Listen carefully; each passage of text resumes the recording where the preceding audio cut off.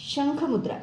शंखमुद्रा शंखाशी साधर्म्य दर्शविते म्हणून या मुद्रेला शंखमुद्रा म्हणतात. पूर्वीच्या काळी असे मानले जात होते की शंख फुंकल्याने त्यातून ध्वनिलहरी निर्माण होतात.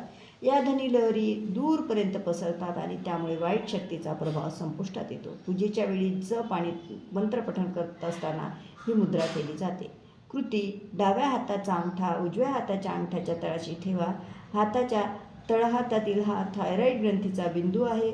उजव्या हाताच्या बोटांनी डाव्या अंगठ्याला झाकावा आणि डाव्या हाताची तर्जनी उजव्या हाताच्या अंगठ्याच्या टोकाशी जोडावी. हाताच्या हालचाली उरलेले 3 बोटे उजव्या हाताच्या मागच्या बाजूवर ठेवावेत. हाताची उलट स्थिती करून देखील ही मुद्रा करता येते. परिणाम: अग्नितत्वाचे प्रतिनिधित्व करणारा अंगठा बोटांनी झाकला जातो, त्यामुळे अग्नी शांत होते. डाव्या हाताची तर्जनी आणि अंगठा त्यांच्या जुळणीतून वायुतत्वाचे नियंत्रण होते. लाभ: शंखमुद्रा खालील विकारांवर मात करते.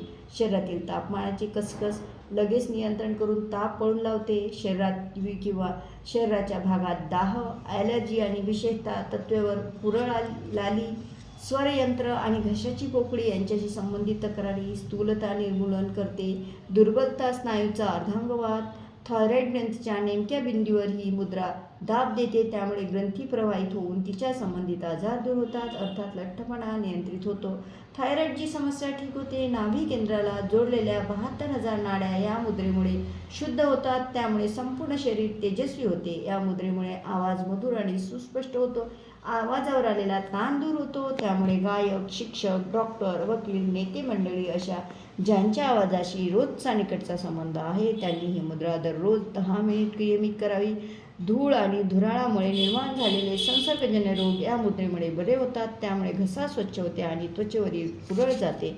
टॉन्सिलच्या सारखे घशाचे आजार बरे होतात. तोतरेपणा, अडखळत बोलणे यासारखे वाणीतील दोष दूर होतात. अर्धांगवायूचा झटका आल्यावर व्यक्तीच्या बोलण्यात दोष निर्माण होते. या मुद्रेचा सराव केल्यास बोलण्याची क्रिया स्पष्ट होते. मुलांची उंची वाढण्यासाठी उपयुक्त आहे. मूत्रपिंडाचे कार्य सुरळीत होते. थँक्यू.